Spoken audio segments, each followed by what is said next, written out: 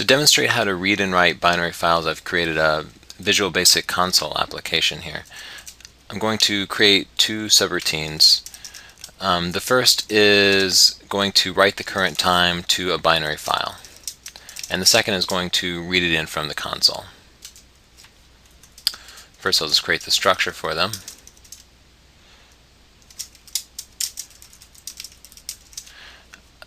Now I'm going to need to create a file system object, a file stream object, in order to create the binary writer instance. So doing that requires the system.io namespace that I'm adding now. First, I'll create that file stream object.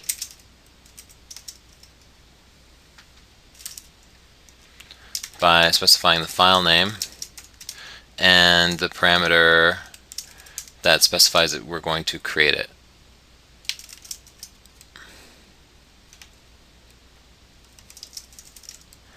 Sorry, I typed using instead of imports there.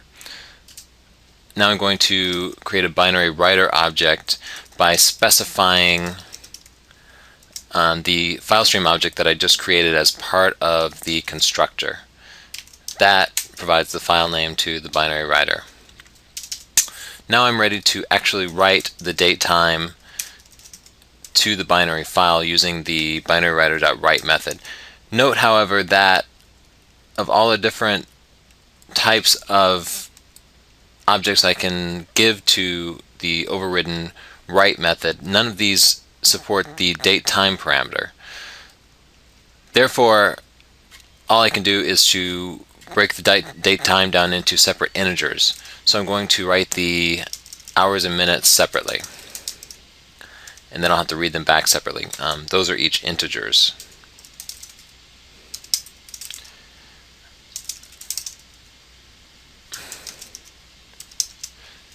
Now that I've done all my writing, I'm going to go ahead and close the binary writer and the file stream object. Now I'm ready to create the show previous time subroutine. I need to create a file stream object exactly as I did when creating the binary writer. The binary reader class takes basically the same parameters, file stream object. Except now I'm going to specify file mode.open because I'm not going to be creating a file or even trying to read it. Now I'm going to dimension the binary reader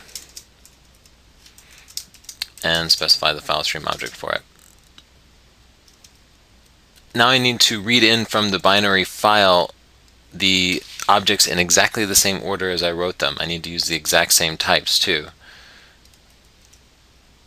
So I'm going to go ahead and create a string and use that to concatenate the time in a readable format.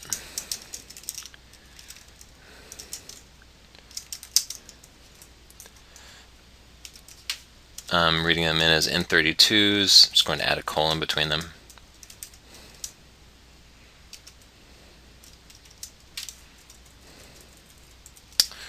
And now that I've concatenated those into a readable format for time, I can send it to the console with console.writeLine.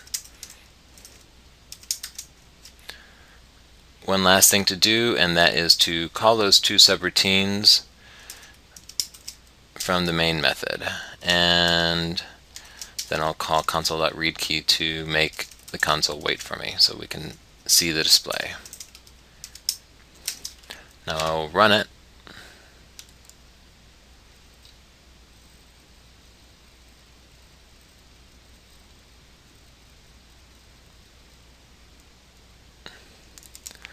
So you can probably see my mistake there.